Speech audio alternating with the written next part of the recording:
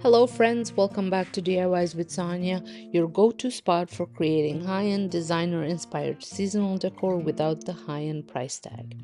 Today, we're diving into DIY high end fall decor, affordable and easy look for less ideas. I've got some beautiful Pottery Barn, McGee Co, and Crate and Barrel inspired pieces that you can make right at home using affordable supplies, and the results to look just as gorgeous as the originals.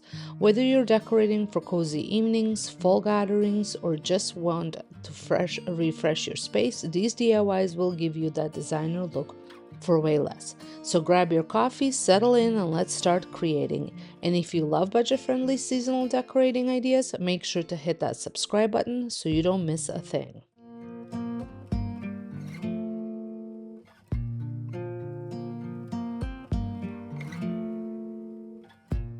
We're starting with what I think is the easiest project of the day, a high-end framed art piece. I found this 12 by 16 stretch canvas at Dollarama for about $3.50, and I paired it with a beautiful fall-inspired print I ordered from Temu. These are very inexpensive, usually $2-3. It has that moody oil painting look with a soft fall scene and inspired by the Serena Valley print from McGee Co, which retails for $879. Gorgeous? Absolutely. Affordable? Not so much. To start this DIY, I carefully pulled out all the staples from back of the canvas to separate it from the wooden frame. Keep at least 4 of those staples. You'll use them to secure the corners later. This part is a little tedious, but trust me, it's worth it.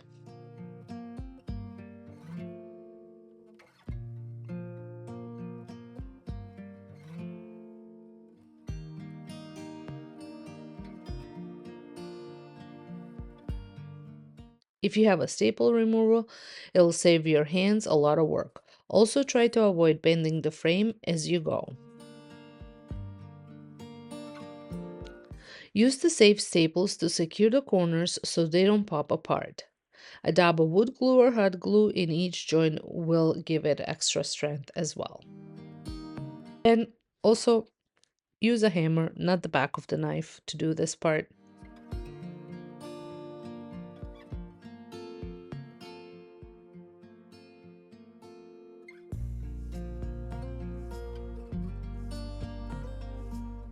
I'm using Dixie Belle's gel stain in walnut for a deep, rich tone.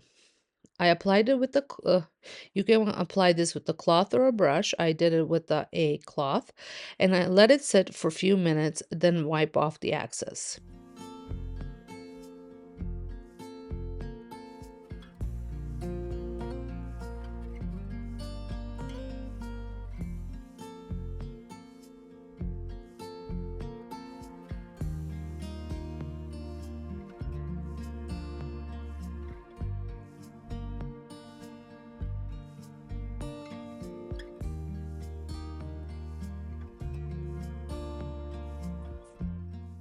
Use a small brush to get into the crevices so you don't leave light patches.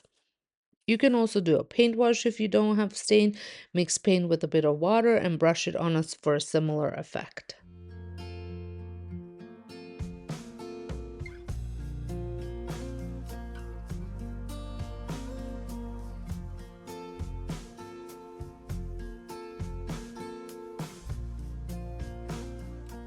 Once the frame is fully dry, very important to prevent fingerprints transferring stain onto the print.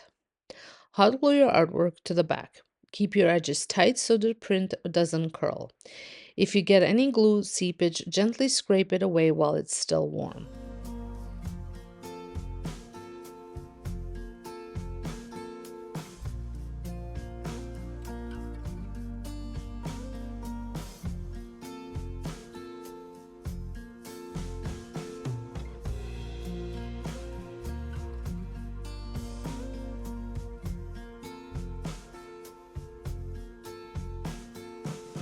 I've shared many different ways to get these prints. Maybe I cannot print them this big at home, but you definitely can take them places to print.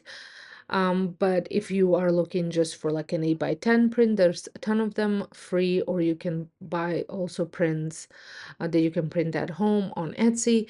There are many, many choices for you out there.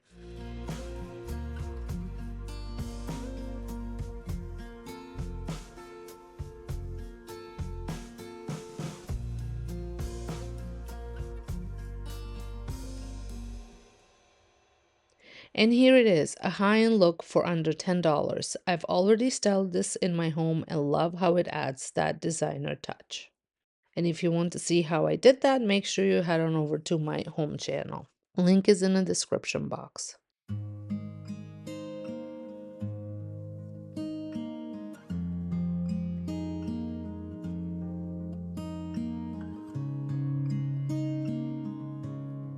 Next up, we're recreating Pottery Barn's stunning brass pumpkins, which sell for quite a bit, but we're making them for just a few dollars each.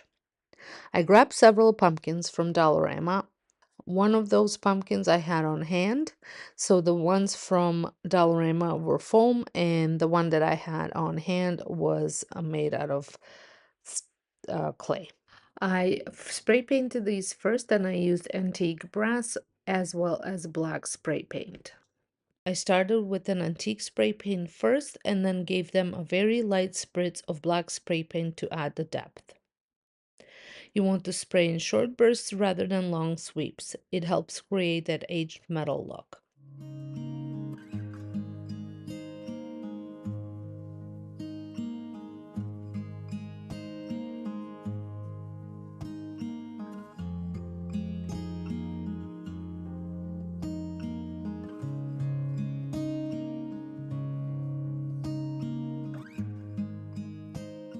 Once the paint is fully dry, and this is again a key, it has to be fully dried. I did add some antique gold gilding wax and with a small brush, or you can use your finger if you wish to highlight the ridges and curves. This gives that beautiful dimensional metallic finish.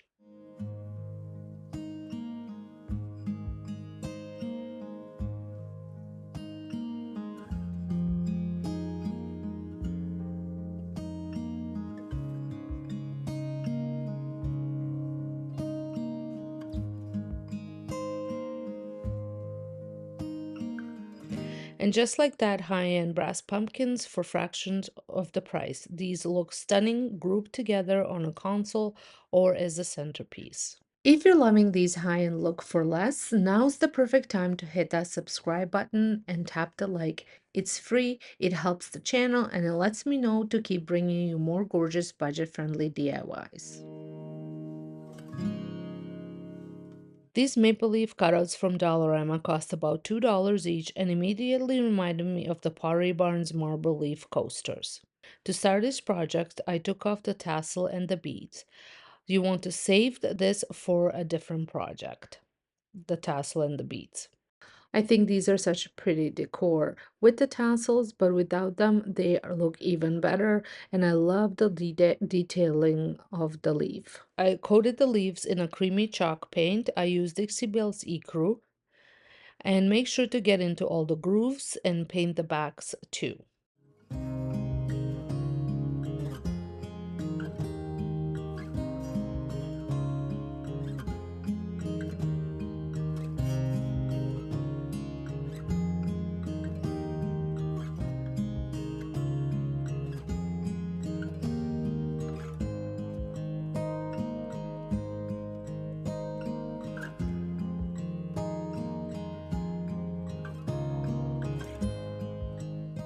Now to create that foam marble wood look, once dry, I used the Dixie Belle's Van Dyke glaze and a chippy brush to drag strokes along the leaf, mimicking the wood grain. Then I pressed the glaze into the grooves with the brush and blended it out so it looks all natural.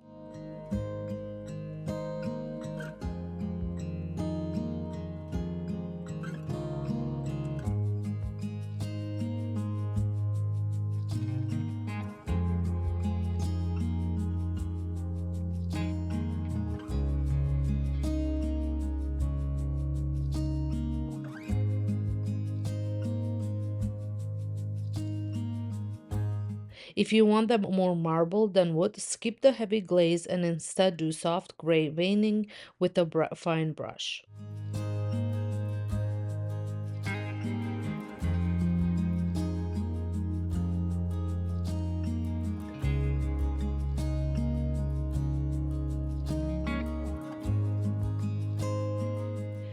To finish, I finished it with the spray wax to make them a little more stain resistant. Unfortunately, I did not record this step. These turned out so chic, perfect for a coffee table or fall table settings.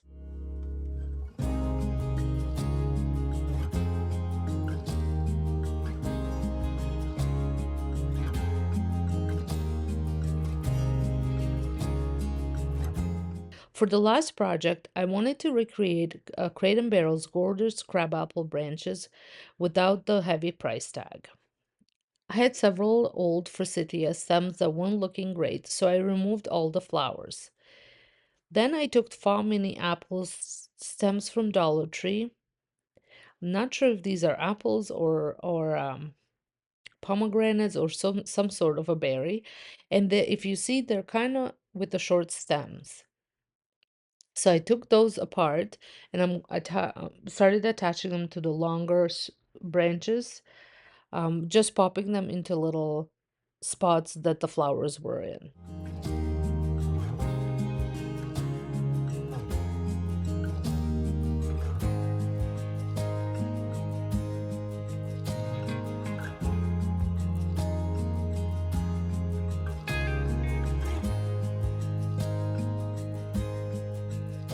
You can also use real branches from your yard for an even more realistic look. Just make sure they are dry. I always feel that the high-end stems tend to be longer and wispier. I did, however, find that these ones were a little bit top heavy once I added the apples to them or the berries. So I ended up clipping them and making them a touch shorter just so that way they don't fall over on the top. And they are still quite long. I also reused the leaves from the apple stems, and I love the way these looks. But if yours look too plasticky, dry brush them with a bit of muted green or brown paint for a softer, realistic tone.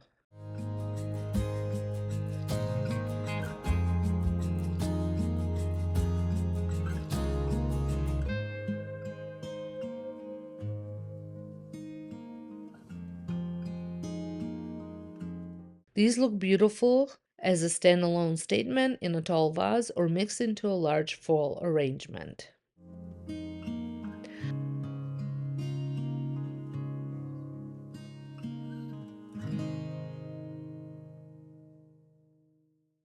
I hope you enjoyed these affordable high-end inspired fall DIYs.